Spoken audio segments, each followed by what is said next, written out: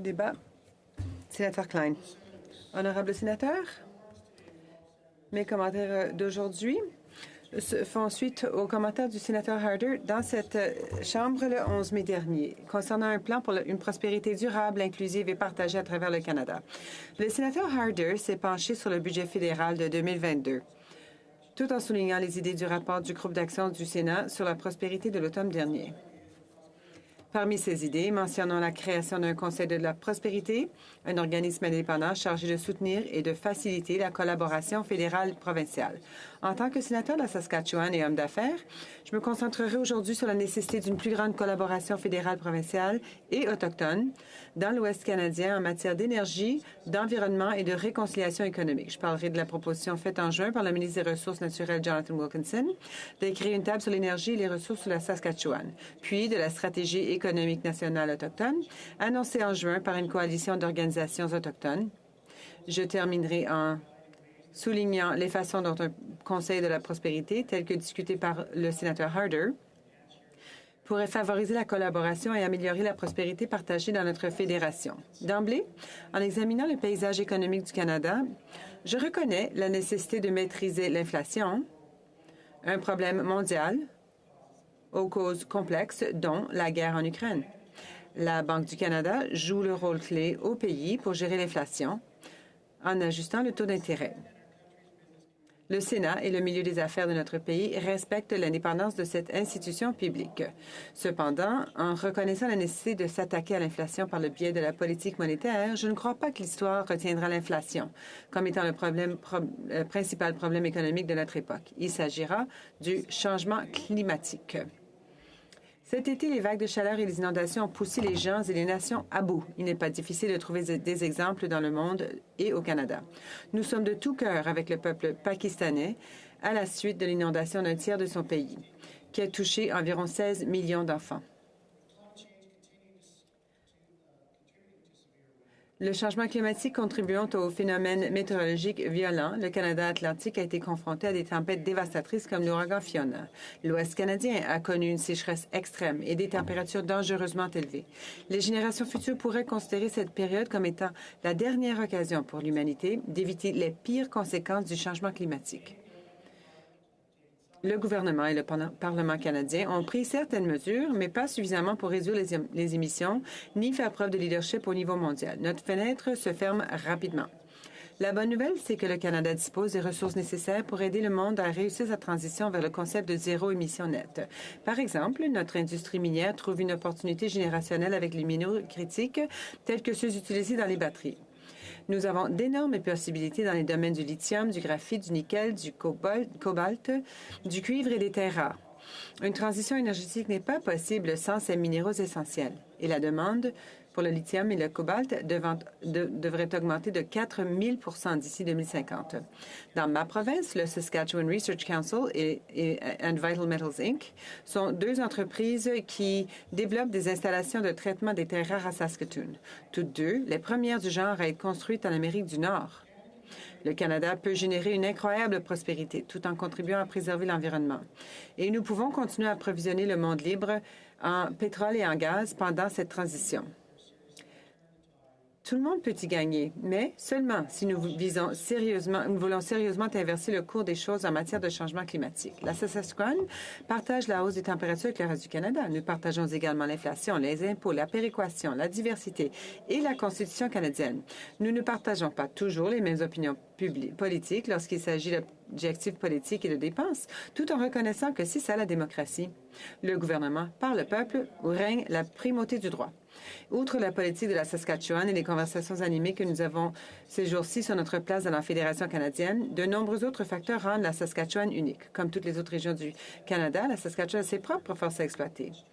Cela étant dit, en tant que fédération, nous sommes beaucoup plus forts et plus compétitifs à l'échelle mondiale avec un énorme potentiel pour faire progresser la prospérité lorsque les hauts paliers du gouvernement, de l'industrie et les nations autochtones se consultent et collaborent. D'après mon expérience dans le monde des affaires, du développement économique autochtone et régional et du Parlement, et compte tenu des défis et des valeurs que nous partageons à travers le Canada, un leadership collaboratif nous servira le mieux. Par exemple, une chose que j'ai apprise sujet des gros projets économiques et de développement économique, c'est que le gouvernement fédéral ne peut pas le faire tout seul et les provinces non plus. J'ai toujours cru qu'il est essentiel d'aller de l'avant à travers la collaboration à tous les niveaux au sein de notre fédération. Par exemple, une approche constructive serait bénéfique à la Saskatchewan lors de la table fédérale provinciale sur l'énergie et les ressources proposées, alors que c'est une occasion unique pour le Saskatchewan de définir son propre avenir, de définir notre avenir dans une économie en évolution.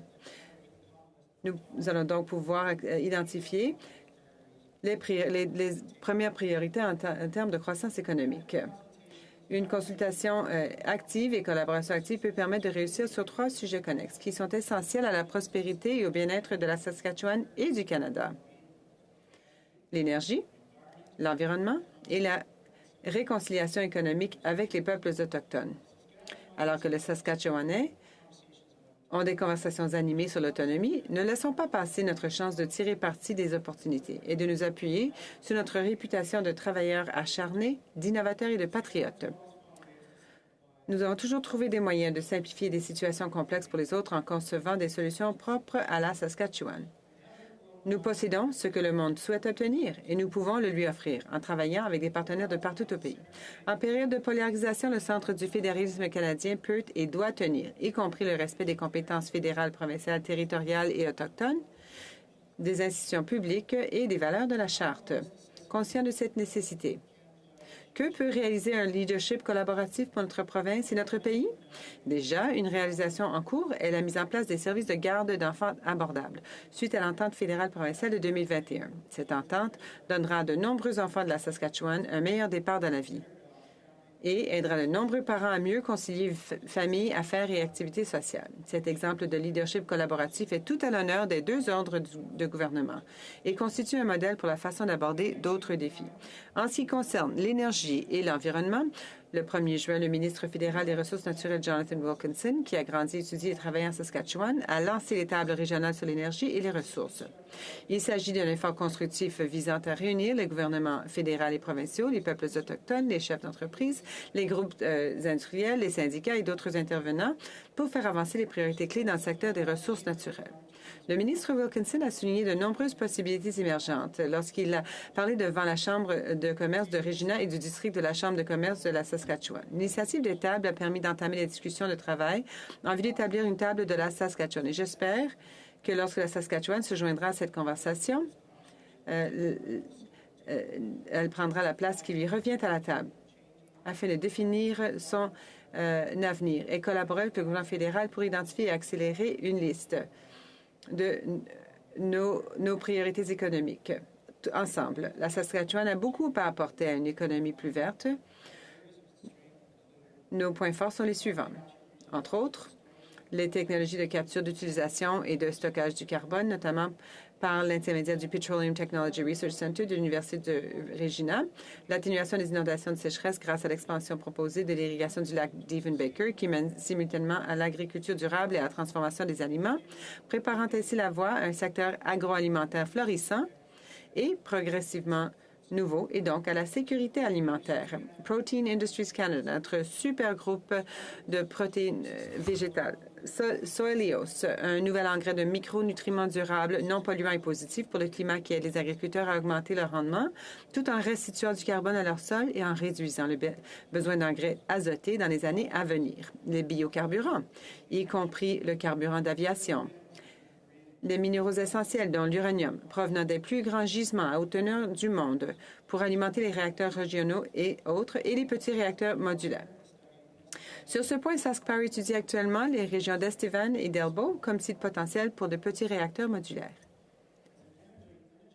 En tant que leader énergétique du pays, la Saskatchewan possède déjà le savoir-faire nécessaire pour guider une transition.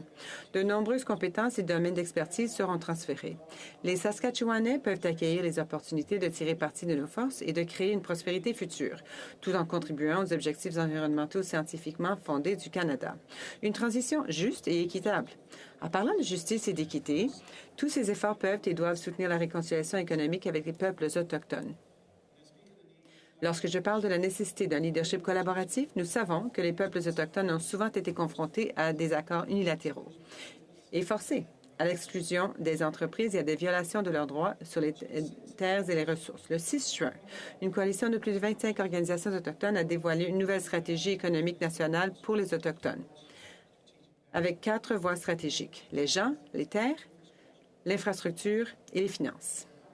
Chacune, leurs 107 appels à la prospérité économique peuvent apporter une énergie nouvelle et orienter les discussions entre les juridictions et devraient être prises en compte dans le plan d'action de la DTPA, la Déclaration des Nations unies sur les droits des peuples autochtones. Dans les secteurs publics et privés, la responsabilité fondamentale des Canadiens de reconnaître les droits des Autochtones et d'éliminer les obstacles permettra de débloquer les capacités et la croissance, au bénéfice de tous.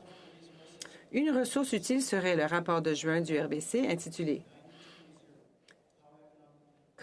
Comment la réconciliation économique peut contribuer à la réalisation des objectifs climatiques du Canada. Par exemple, le rapport note que l'atteinte de l'objectif net zéro reposera en grande partie sur les sources vitales de capital détenues par les nations autochtones. RBC estime que le Canada a besoin d'environ 2 billions de dollars de capitaux au cours des 25 prochaines années pour atteindre cet objectif, dont une grande partie provient de sources autochtones ou débloquées par des partenariats autochtones, y compris la propriété. Le rapport présente 4 sources de capital détenues par les nations autochtones. Cela comprend le capital naturel, y compris 56 des projets avancés de minéraux critiques, 35 des meilleurs sites solaires et 44 des meilleurs sites éoliens. Le capital financier, c'est-à-dire la richesse croissante des nations autochtones, notamment les actifs fiduciaires estimés à 120 milliards de dollars et les revendications territoriales et autres en suspens. Le capital intellectuel, qui intègre les connaissances autochtones et les valeurs traditionnelles. Et le capital humain, y compris les jeunes leaders et entrepreneurs autochtones et les membres autochtones de la main-d'œuvre. En ce qui concerne le dernier point, nous avons une énorme pénurie de compétences dans ce pays en matière de sciences, de technologie, d'ingénierie et de mathématiques. La population autochtone croît 2 fois plus vite que la population non autochtone. Si les jeunes autochtones ont des chances équitables d'acquérir ces compétences, ils peuvent apporter une contribution précieuse à notre prospérité future. Ils ont seulement besoin de cette chance. Lors de l'élaboration du rapport du groupe d'action pour la prospérité du Sénat l'an dernier, nous avons entendu parler de la réconciliation économique par des représentants du Conseil canadien pour le commerce autochtone, du National Indigenous Economic Development Board, de la National Aboriginal Capital Corporations Association, de CANDU, des Premières Nations de la Côte et de l'Université de la Saskatchewan. Nous avons appris que les entreprises appartenant des Autochtones contribuent actuellement à l'économie canadienne pour un montant estimé à 32 milliards de dollars et que les chefs d'entreprises autochtones se sont fixés un objectif ambitieux de 100 milliards de dollars. Faisons en sorte que cela se produise. Le groupe d'action du Sénat sur la prospérité a pour objectif de proposer des idées pour une prospérité inclusive et durable. Je termine en soulignant une idée qui pourrait favoriser la collaboration entre les administrations. À cette fin, je réitère l'appel du sénateur Harder à créer un nouveau Conseil de la prospérité. Il s'agissait d'une recommandation clé de notre rapport dans le but de créer un organisme neutre et indépendant pour coordonner et soutenir l'engagement fédéral provincial. Un conseil de la prospérité pourrait apporter son aide en publiant des recherches, en organisant des réunions, en favorisant le dialogue entre les gouvernements et les parties prenantes, en étudiant les options et les opportunités politiques et en mesurant les objectifs. Un objectif immédiat pourrait être la mise en œuvre du libre-échange interprovincial, suite à l'accord de libre-échange canadien de 2017. Le libre-échange interprovincial était un objectif identifié dans le budget 2022. Selon le Fonds monétaire international, le Canada pourrait augmenter son PIB par habitant de 4 grâce à la libre circulation des biens interprovinciaux. Qu'attendons-nous donc? Les entreprises canadiennes peuvent également démontrer aux Canadiens que la collaboration présente d'énormes avantages. Notre pays ne devrait pas être aussi polarisé et nous devons repousser les incitations partisanes à éviter la collaboration fédérale provinciale. Le Sénat peut contribuer à calmer le débat et maintenir l'attention sur les valeurs et les intérêts communs des Canadiens. Nous avons beaucoup plus en commun que ne le laissent entendre les voix de la partisanerie. Travaillons donc ensemble pour réussir ensemble, notamment en Saskatchewan et dans tout le pays. J'invite les sénateurs à se joindre au débat et cherchons des occasions de faire une différence. Merci.